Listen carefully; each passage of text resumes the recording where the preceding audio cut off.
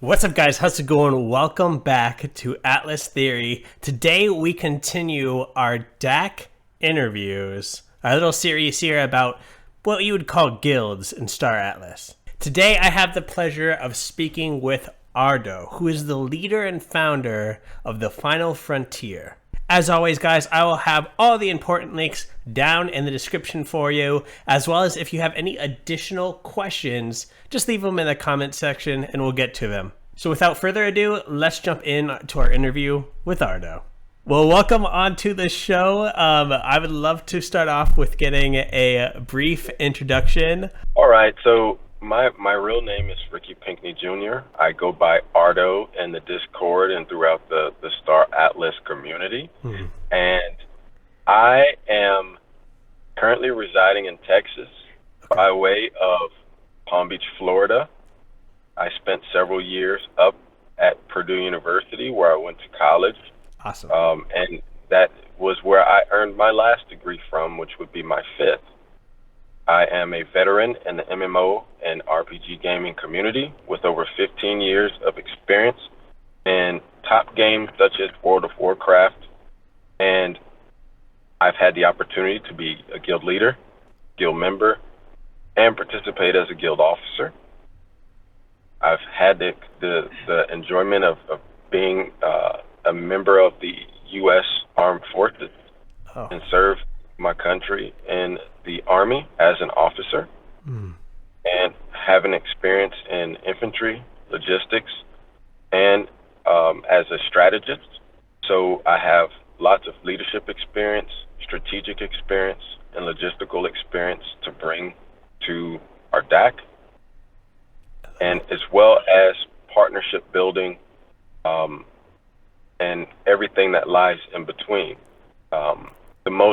The most enjoyment I get out of life is being a father. Okay. And second to that will have been accomplishing my dreams as an athlete. Yeah. And I've had the opportunity to be the first man in the world to go pro in 4 sports. Wow. You're already full of accomplishments. I'm so looking forward to this interview. So let's just get into the questions here. For number one, how'd you find out about Star Atlas in the first place, and what inspired you to start your DAC versus just joining one? Well, I've been in the gaming industry for well over about 15 years, and it was probably during the C word last year where I actually stepped away from World of Warcraft, which I had been playing for well over a decade, and I started seeing a trend with blockchain gaming, and when I looked more into it, and it wasn't about the financial aspect of it, it was the decentralization of it, and the ability to change how we gamed. And so I started looking up, content about it, looking up videos, and then boom, I see this stuff about Star Atlas, and I start reading into it. I looked into the team. I saw the experience that Michael had in his past, and I was like, this is a mind-blowing opportunity. And so that led me to their site, and I was like, wow, well, I've missed a lot, but I've actually caught some of the Rebirth events. So I invested into the posters. Oh, nice. And so I started reaching out to guys in my crypto circle and say, hey, you guys interested? I know you're gamers, and I'd love to form a DAC, and we'll do it the right way. I've had lots of experiences as a guild leader in World of Warcraft and other MMO and RPG games, and then as well as just being a member or an officer. And so it gave me the opportunity to, be able to lead from the front because I had the experience, the knowledge, and the promotional ability to make it happen. And so here we are today, and the name of the DAC is the Final Frontier. And it's been an exciting journey already, even just from having a simple logo to being able to get the attention of the CEO of this game himself. Right. We have some of the dev team in our Discord. Oh wow. That's So That's great. I remember seeing your stuff for the first time. I think it was probably like a retweet, like you mentioned, and I was like, "Oh man, this stuff looks clean." Like, what is this DAC? So again, thank you for coming on, and let's get into question 2 then. Like, what is it? What is your DAC, and what is like its main goal? Yeah, so the Final Frontier is not just a Pioneer DAC and Star Atlas, but we are focused on industrial development, logistical needs, business relations, and providing a multinational operational security front focused on intergalactic exploration and safe passage. Okay. And so when I visioned a DAC, I didn't want a simple we're just going to fit in scenario, especially as a pioneer, right? As a pioneer, you have some of the biggest opportunities laid out there for you, because there could be 2, 3, 4 years before the masses join the community just because they haven't heard of it yet, right? You still have 95% of the world that's not even in crypto yet alone blockchain gaming. And if you think about our real environment, right? Because this is the first time that a digital environment challenges everything we thought we knew about socioeconomic and and inhabitability, right? We see as we're never going to visit the stars unless we're an astronaut until maybe it's 22 or 25, year 2500, right? When space travel is as simple as going and buying a bus ticket, right? And they not only bring that to the table, but also a way for you to have a borderless economy before the crypto world is even truly fully borderless. Right. And so it's amazing. And when people think about these DACs that they want to create and things like that, my first thought was, what makes the world go round? Most people think money. Oh, money makes the world go round. But the real answer is logistics. Okay. Right? Yeah. If you go to the hardware store and you want to build something, you get some nails, you get some hammers, you get some screws. But what are they made of? They're made of precious metals. Those precious metals had to be mined, shipped, delivered, right? If you want to drive your car somewhere or you want to take a flight somewhere, you can't get to that destination without fuel. Exactly. Right? In order to sustain yourself, you need food. Food doesn't just appear in the grocery store, it's delivered. So what really makes the world go round is logistics. It's how we eat, it's how we drive, right? It's how we have clean water. Right. It provides the things we need to build a society. And it also is involved in our military, right? When you think of how a military fights, the military, the forefront, the infantry, they can't operate without logistics. Right. They need their beans and bullets, right? The rifles don't go pew pew without somebody making those bullets and someone else delivering them. Yeah, exactly. So that's what I visioned our DAC being. First and foremost is the go-to DAC for all logistical needs. Okay. But also to build business relationships within the game, as well as being able to provide that intergalactic security front, such as some bigwig millionaire wants to actually go out and explore, but he's not going to take that last stand ship out there by itself, right? He's going to want a fleet. Yeah. And so that business relationship allows us to partner up, and I provide the security for the fleet. Mm-hmm.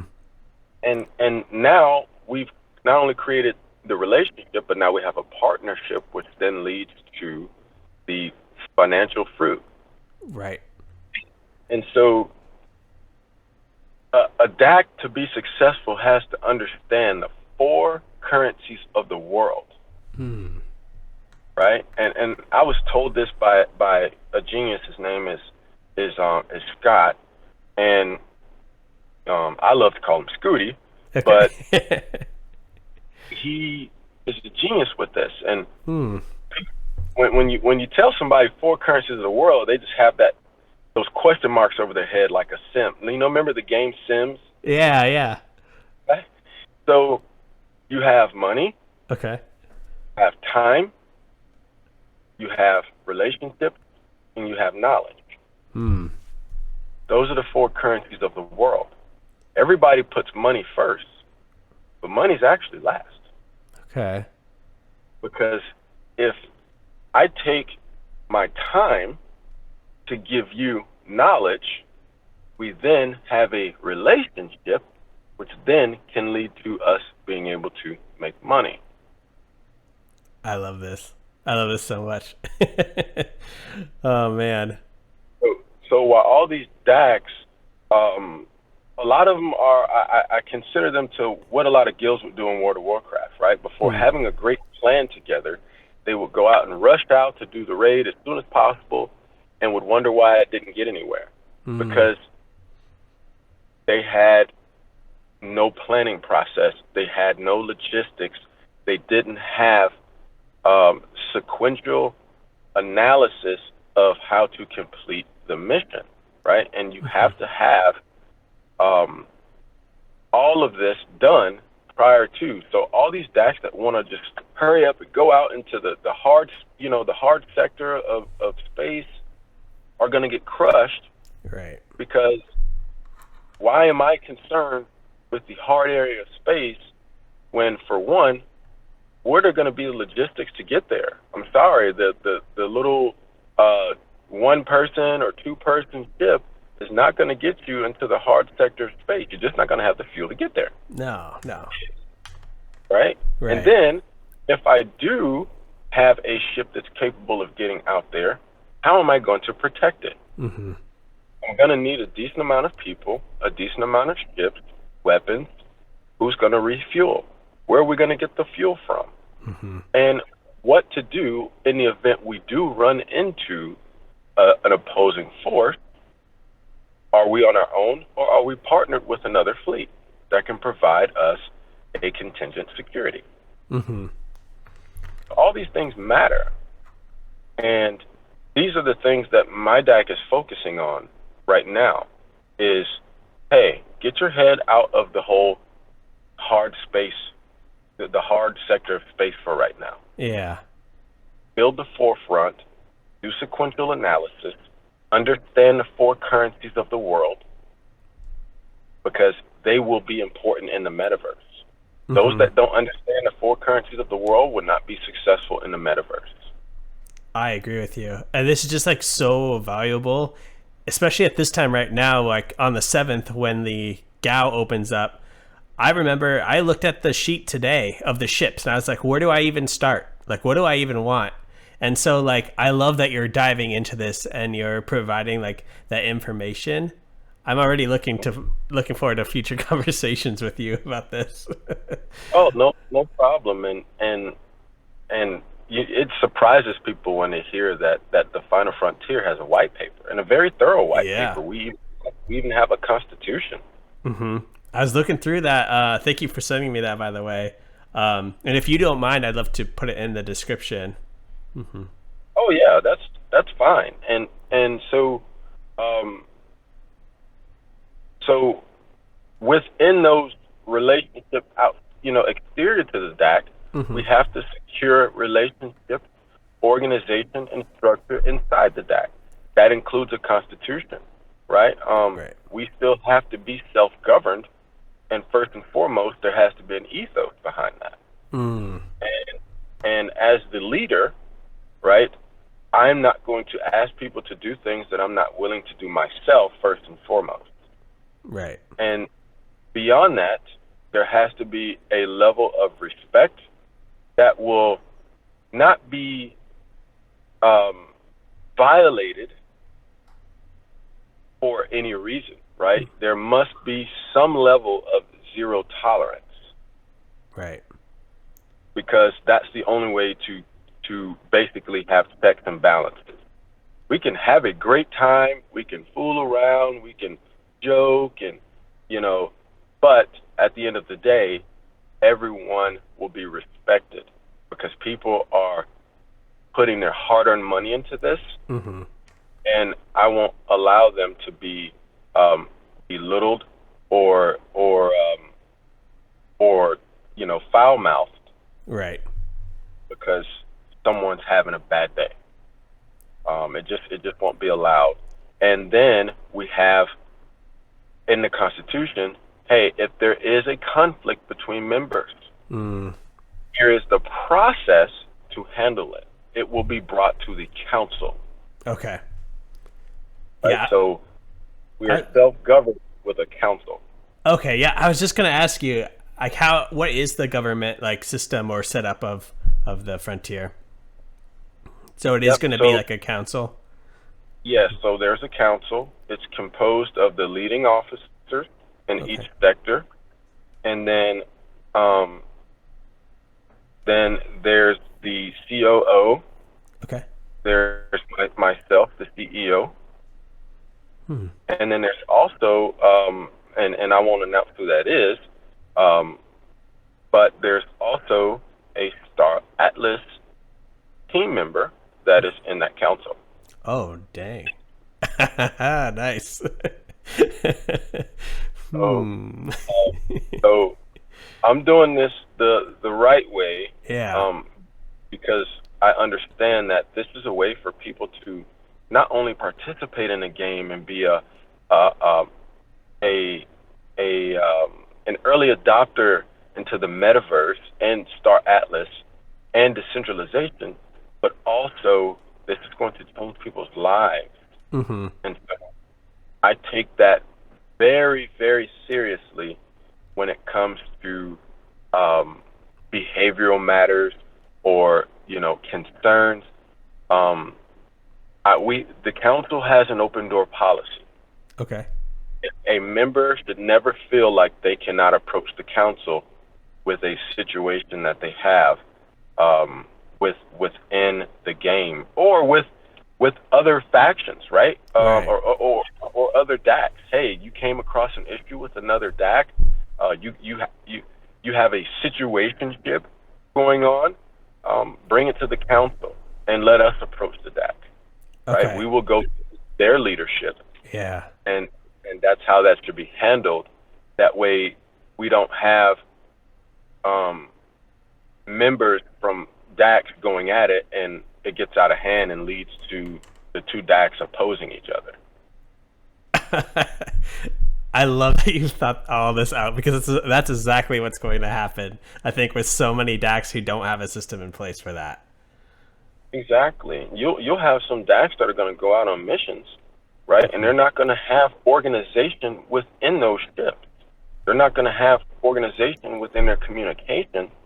They're not going to have organization within their spatial and combat structure, right? You're going to have some of them roll out in just a circle or a straight line, and they're going to get picked off ducks in a row, right? So if you're running out with a fleet, you need some sort of aerial military level formation with your most precious asset protected in the middle. Mm-hmm. Your best fighters on the apexes. Yeah. So all these things matter, and ultimately, so in our Discord, we actually have mission channels. Hey, if you are not on a space mission, you are not to be in that channel. That is for that team to be able to communicate efficiently without disruption. Okay. And we are welcoming all walks of life, right? It's not Right. just a DAC for serious players, right? We are welcoming casual players as well. Yeah. So So I think you're touching on question 4 like many times throughout this interview, but like going into that a little bit, just welcoming everybody. What benefits does your deck offer to both new players and then maybe like experienced grand strategy players? or for the new players, we're going to offer them structure. Okay. They'll have a sense of security, knowing that they have a council that cares about them. Mm-hmm. Okay, knowing that they're going to have officers who build relationships with them. So the officers are basically going to be like their supervisor. Okay. And also that we're open to helping them have success in the game, such as the lending of assets, such as the lending of Atlas or Polis, such as helping them out with starter packages so that they can get into a career, kind of like if you took a job in another country or another state and they offer you some sort of upfront package to get you started. Yep. So we're trying to be able to put together resources to accomplish that, as well as the new members will be able to have faith in their leadership, knowing that we're not day one MMO RPG type players, right? Some of us have over 15 years of gaming experience. Mm-hmm. And then for the experienced players or the serious players, knowing that there will be a team or two that are rolling out on your more serious missions and medium or hard level space once we are organized and efficient and logistically supported enough to perform those missions. Okay. They'll also have the opportunities to move up the ranks based upon their experience. Okay. And for them also to have the opportunity to gain the biggest reward, because that's what the experienced players want, right? The new casual player is just looking for a foot in the door. That's the true. experienced players are looking for, that mission that scores that Lambo type of amount of Polis, right? Or Atlas. So we have something for all walks of life, but the biggest thing up front is structure, security, organization, and leadership that is battle tested. So those are the biggest things first and foremost. Yeah. That we always have to cover. And again, they can also look through the white paper and see, okay, these are the ranks that Final Frontier has for officers. These are the structure for members. Here's the behavioral outline in the Constitution. Here's what to do in the event I have an issue. Wow, they have social media. They have a Discord. They have a way to communicate outside of Star Atlas. Mm-hmm. And then, they break down the professions. Like I break down the professions in the white paper, and this is what we need per profession. Okay. Right? The military is going to have a general. The logistics is going to have a logistics officer. Right? So we have all these things going on that provide that structure. Okay. And then we even work on little things such as security, right? And people ask all the time, hey, I tried the link to join the Discord so I can try to get signed up, but it's not working. Well, we randomize that link to try to fight bots, right? Botting is a serious thing in the PC industry. Yeah. So we're working on just the little things like that in order to increase security.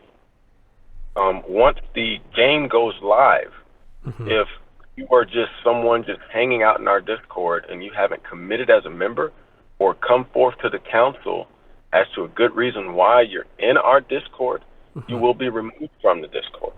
Good.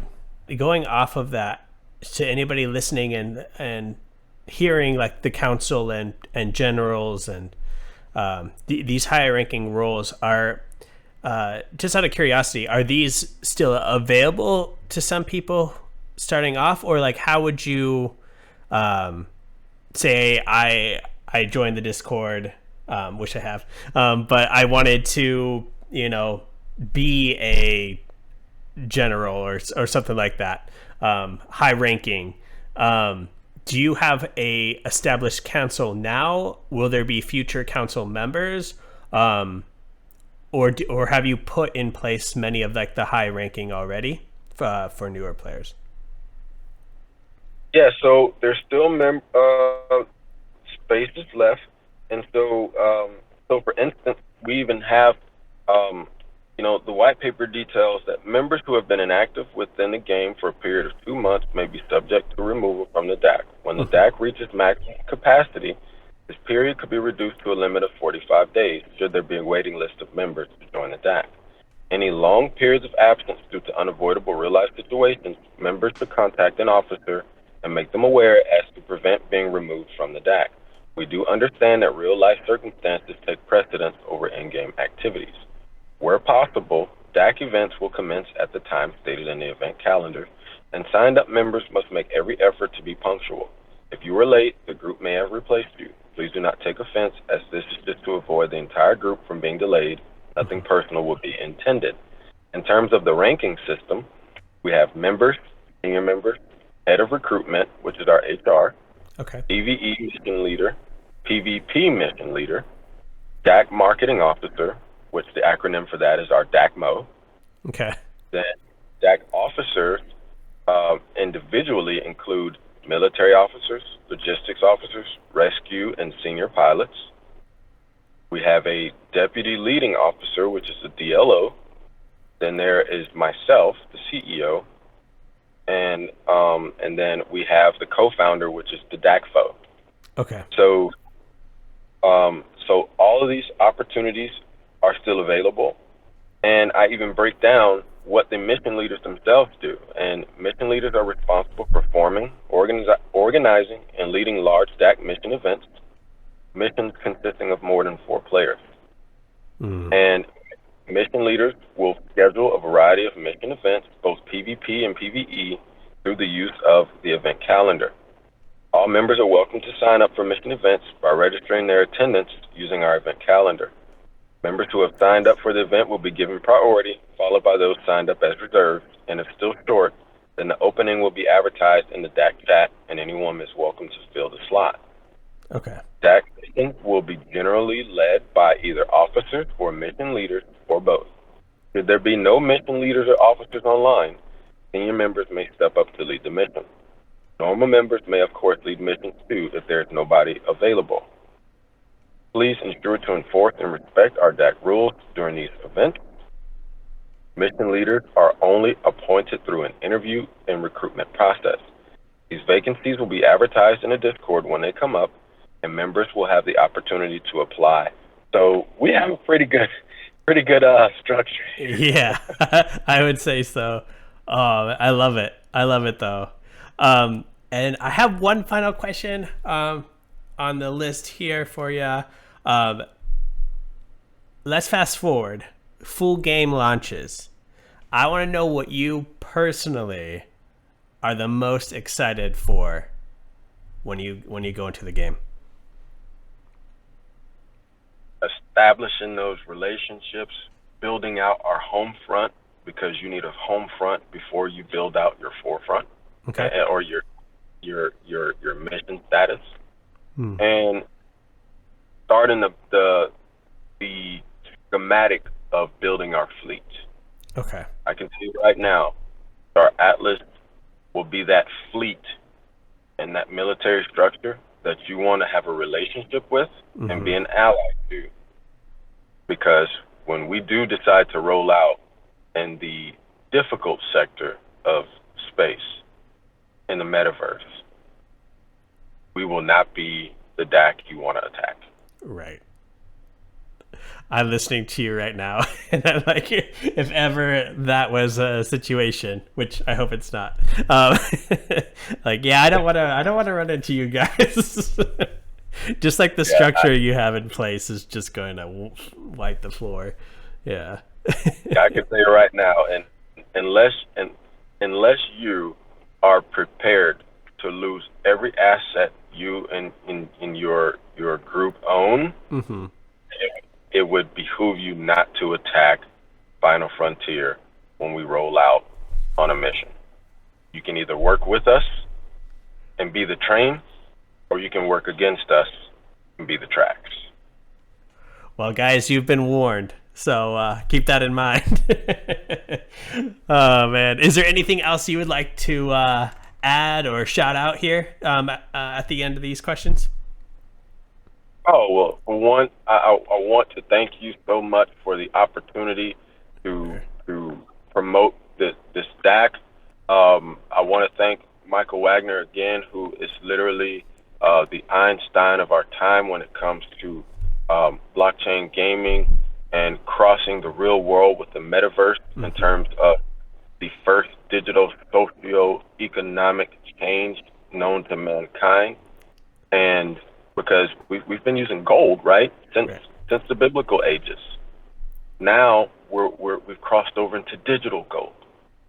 So, but also any leaders out there that are looking to build relationships with us and truly understand the four currencies of the world and how they will work in the metaverse, we would love to, partner up with you and create some partnerships also with current commercial businesses in the world that are involved in blockchain or considering coming over to the blockchain gaming space.